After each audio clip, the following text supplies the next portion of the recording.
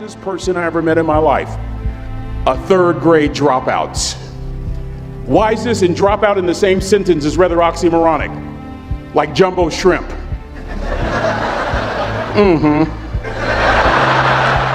Like fun run, ain't nothing fun about it.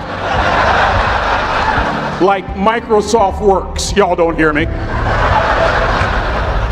I used to say like country music, but I've lived in Texas so long, I love country music now. I hunt, I fish, I have cowboy boots and y'all, I'm a black neck redneck. Do you hear what I'm saying to you? No longer oxymoronic for me to say country music. And it's not oxymoronic for me to say third grade and dropout.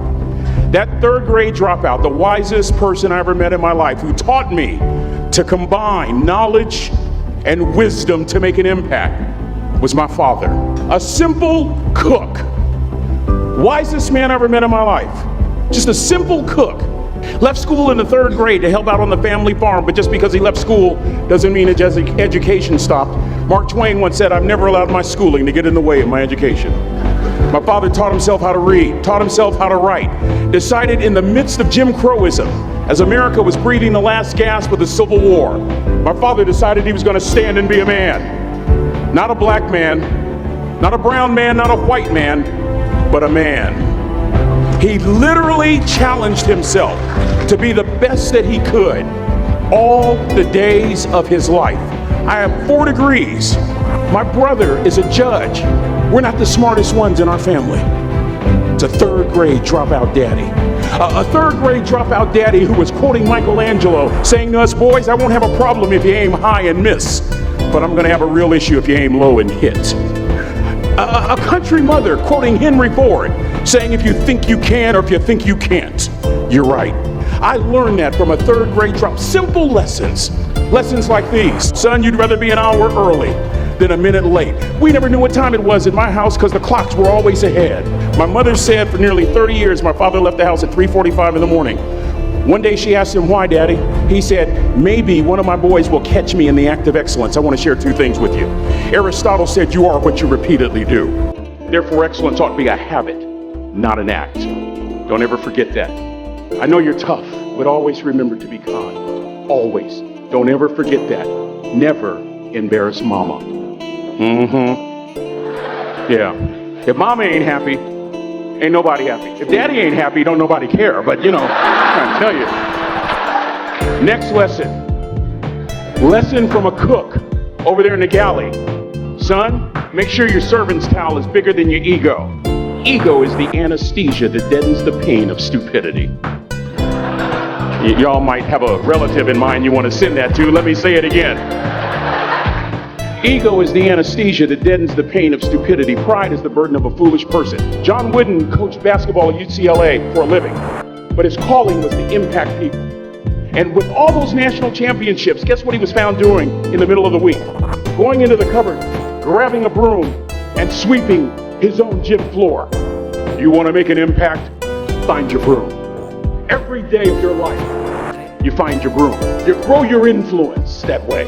That way you're attracting people so that you can impact them. Final lesson. Son, if you're going to do a job, do it right. I've always been told how average I can be. Always been criticized about being average. But I want to tell you something. I stand here before you, before all of these people, not listening to those words, but telling myself every single day to shoot for the stars, to be the best that I can be. Good enough isn't good enough if it can be better, and better isn't good enough if it can be best. Let me close with a very personal story that I think will bring all this into focus. Wisdom will come to you in the unlikeliest of sources, a lot of times through failure. When you hit rock bottom, remember this. While you're struggling, rock bottom can also be a great foundation on which to build and on which to grow. I'm not worried that you'll be successful. I'm worried that you won't fail from time to time. Person that gets up off the canvas and keeps growing, that's the person that will continue to grow their influence. Back in the 70s, to help me make this point, Let me introduce you to someone. I met the finest woman I'd ever met in my life. Back in my day, we'd have called her a brick house. This woman was the finest woman I'd ever seen in my life. There's just one little problem.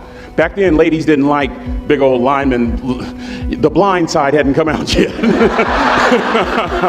They like quarterbacks and running backs. We're at this dance, and I find out her name is Trina Williams from Lompoc, California. And we're all dancing, and we're just excited. And I decide in the middle of dancing with her that I would ask her for her phone number. Trina was the first one. Trina was the only woman in college who gave me her real telephone number. The next day, we walked to Baskin & Robbins ice cream parlor. My friends couldn't believe it. This has been 40 years ago, and my friends still can't believe it. We go on a second date, and a third date, and a fourth date. We drive from Chico to Vallejo so that she could meet my parents. My father meets her.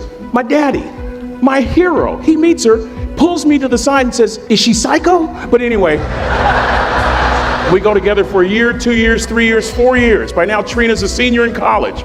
I'm still a freshman, but I'm working some things out. I'm so glad I graduated in 4 terms. Nixon, Ford, Carter, Reagan. So now it's time to propose. So I talk to her girlfriends, and it's California, it's in the 70s, so it has to be outside. You have to have a candle, and you have to have, some chocolate. Listen, I'm from the hood. I had a bottle of Boone's Farm wine. That's what I had. She said yes. That was the key. I married the most beautiful woman I'd ever seen in my life. Y'all ever been to a wedding, and even before the wedding starts, you hear this? How in the world? And it was coming from my side of the family.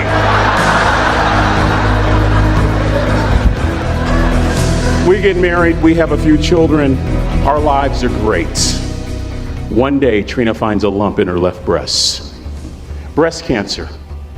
6 years after that diagnosis, me and my 2 little boys walked up to Mommy's casket. And for 2 years, my heart didn't beat. If it wasn't for my faith in God, I wouldn't be standing here today. If it wasn't for those 2 little boys, there would have been no reason for which to go on. I was completely lost. That was rock bottom. You know what sustained me? The wisdom of a 3rd grade dropout. The wisdom of a simple cook. We're at the casket. I'd never seen my dad cry. But this time I saw my dad cry. That was his daughter. Trina was his daughter, not his daughter-in-law. And I'm right behind my father, about to see her for the last time on this earth. And my father shared 3 words with me that changed my life right there at the casket. It would be the last lesson he would ever teach me. He said, "Son, just stand. You keep standing. You keep standing, no matter how rough the sea, you keep standing." And I'm not talking about just water. You keep standing. No matter what, you don't give up. And as clearly as I'm talking to you today, these were some of her last words to me. She looked me in the eye and she said, "It doesn't matter to me any longer how long I live. What matters to me most is how I live." I ask y'all one question, a question that I was asked all my life by a 3rd grade dropout. How you living? How you living? Every day ask yourself that question, how you living? Here's what a cook would suggest you to live this way. That you would not judge, that you would show up early, that you'd be kind, that you'd make sure that that servant's towel is huge and used, that if you're going to do something, you do it the right way.